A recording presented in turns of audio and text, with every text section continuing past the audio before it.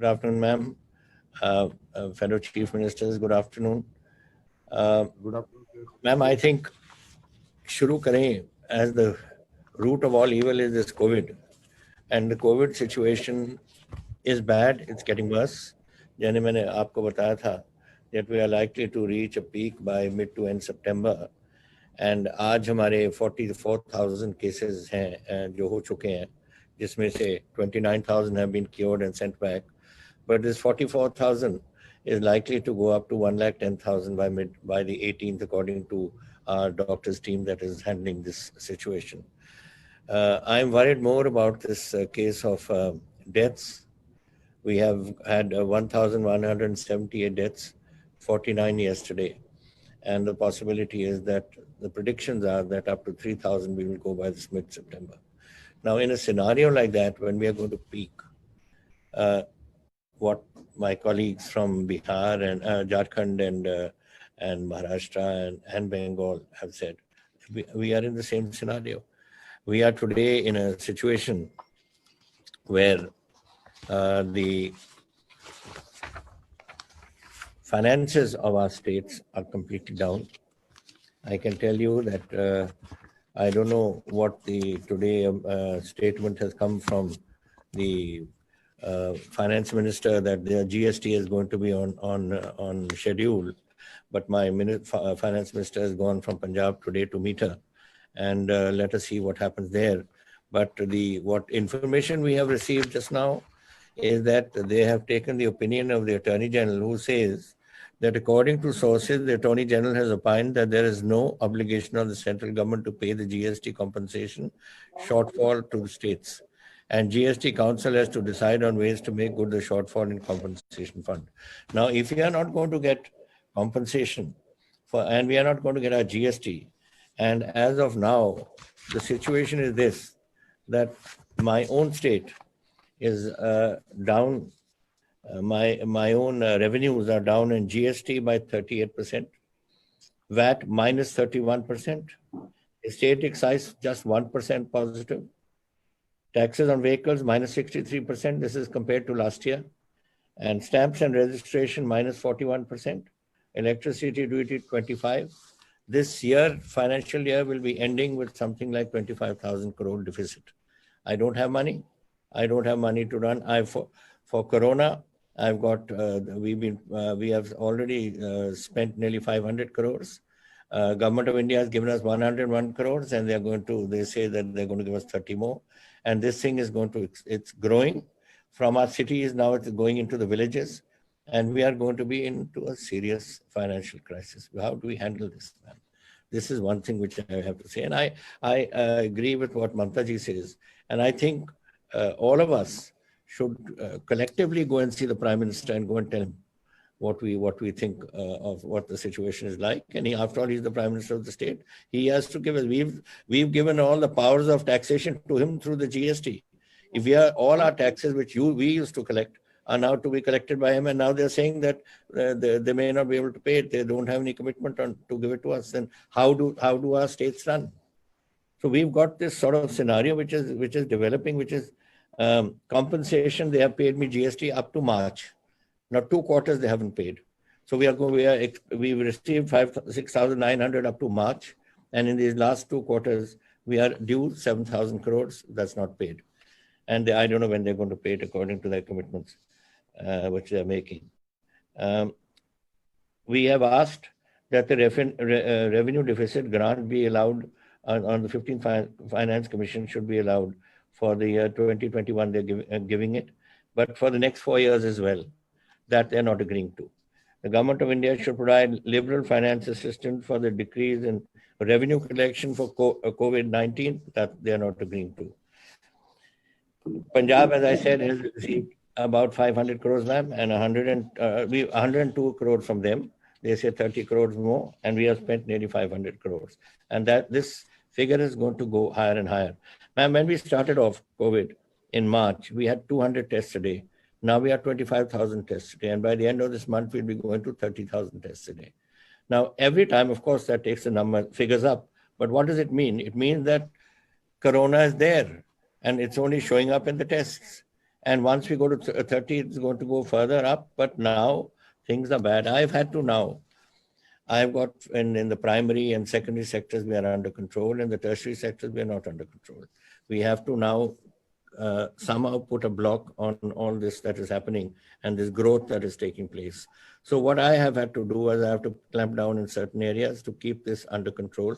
I even have today, there are people which are 499 are today under oxygen handling in the being administered oxygen in the hospitals, and 55 are on ventilators. 10 were yesterday added to this, and 85 yesterday were added to oxygen. So you see the figures, how they're growing. Every day I see these figures, and it sort of are figures that are unacceptable to me, at least. And I want to do what we can to do this, but it has to be a combined effort, and on the part of the government of India to give us this resource, because resources states can't manage. Look at Maharashtra, what a big state it is. Look at Bengal, what a big state it is. And the chief ministers are giving their views. And we are a tiny little state. We are 2% of the country. We're a small little state. And we have all these problems. And these problems are continuing because, ma'am, I'm getting people coming in from overseas. I'm getting people coming in from other states which are infected. I'm getting nearly 8,000 vehicles which are moving into Punjab every day. And my figures are going up and up and up because of this. Spread is taking place. And I don't think the government of India seems to be at least interested in the least in what we are doing or what we are. I've written to the Prime Minister, I've written to the Home Minister, I've written to everyone who matters, and that is it. We have never had a reply on this issue. That's the financial situation. Our finance minister is constantly in touch with Mrs. Sitaraman, and there also we are not getting any commitments. So these are the things we have to do, ma'am. This is something that I think if we combine, do it. And as Mamta ji has suggested, another thing on education. Now, education is a problem for us, ma'am. We have in schools, what we have done is that anyone who has passed the pre-exam, for instance, we are promoting them. We are not getting them there. The reason is very simple. If in September I'm going to touch a peak, how can I get my schools to open? How can colleges function? We have written to the Prime Minister 3 times on this issue of University Grants Commission being told to hold the other college exams, to delay them or to let the students be passed. We are told no. Now, I think if, as Mamta ji has suggested, all of us states take this up combined with the Supreme Court and fight it out there. And let's try and see that the Supreme Court, which has so far given a negative opinion, may on a review petition, may listen to us. Because we are all concerned. We are not, I mean, we would like to have the exams. We would like the children to pass. But how can I bring the children to school when I'm one side running a crisis in the state because of this COVID? So this is something that we cannot do. We have written to the UGC. My vice chancellors have written to the UGC. The Guru Nanak Dev University vice chancellor has been in the UGC. He knows all the people there. He's been to talk to them, but they don't agree. And then of course, Supreme Court has given this. But I'm sure if we all go combined to that, this can help. We've done that for the schools, not colleges. Then the other ones that they mentioned about these professional examinations, that I think these ones of the NEET and IT and the JEE, common law, aptitude test, etc. These can be done online. Nobody's on the professionalism. Nobody's saying that it shouldn't be online. They can be done online, and I think Government of India should agree. It's been happening in the past. It's happening now all over the world. Why can't it happen here? That's not what I'm talking about. I'm talking about our colleges and schools, our colleges exams for 2 BAs and MAs and whatever they are. That's at the university level. So this is basically what we are, ma'am. And thirdly, for me, which is a very important issue, I have 3,17,000 SC students in the state, ma'am. I'm the largest population of SC population in any state. We are 32%. No state has got 32% SCs other than us. And the Government of India used to give us a certain grant for them post-metric scholarships. Now they've told us, and post-metric scholarships, what it cost us is about 720 crores a year, which they used to give us. Now they say that you spend up to 800 crores and anything more than that we'll give you. When we don't have anything more than that, and we only want that 720 crores to come to us. If you're not going to give me for my SC students, and how do my post students go to school and study? Now, this is something which I find is a very strange thing, that you are not even willing to contribute to the SC students of my state. I don't have money. I don't have money sometimes to even think how I'm, I have to think sometimes how I'm going to pay my salaries. How am I going to pay the various compensations or the various commitments that the state has made? And then on top of that, you're trying to thrust this also on us. I would like all my children to be educated, and that 32% is 1/3 of Punjab. How can I just leave them out? And I don't think the government of India has any business to cut it out for the poor families and for the SC's families of the state. So this is another issue which I wanted to mention. And finally, ma'am, there's this new education policy they brought out. Now, they have not consulted us. I don't think they've consulted any of my colleagues also. They have just gone and thrust education policy on us without us knowing what they're planning, without us knowing what it's going to cost us, without us knowing whether it suits us or not.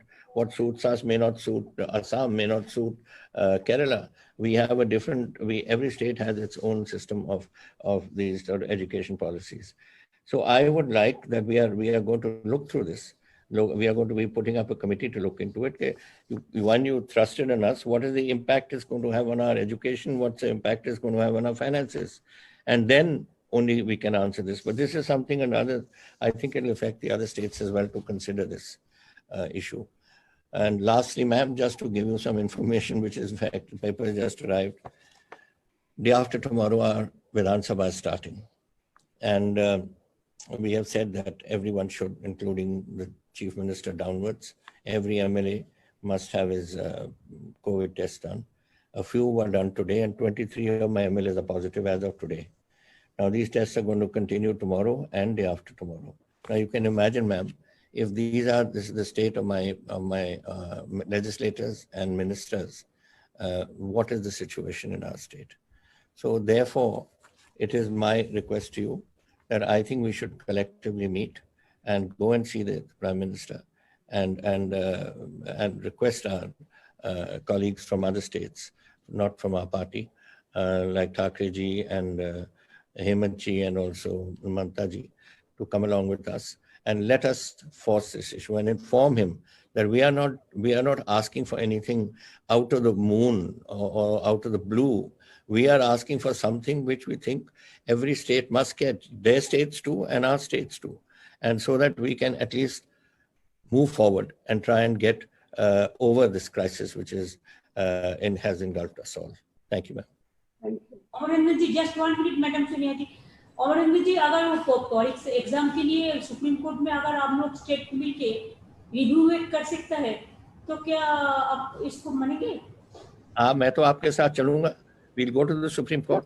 इसको तो review petition तो हम कर सकते हैं. अगर central government नहीं चाहते हैं तो all we are present here, at least we can.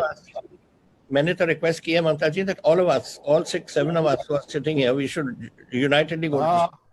दीदी सर, मुझे लगता है कि कोर्ट जाने से पहले एक बार पीएम के यहाँ चला जाए या प्रेसिडेंट के यहाँ चला जाए jointly, then we will move to supreme court. मुझे लगता है ये स्टेप उठाना चाहिए. प्रॉब्लम यही है एक भाई that the election exams are to be held in September.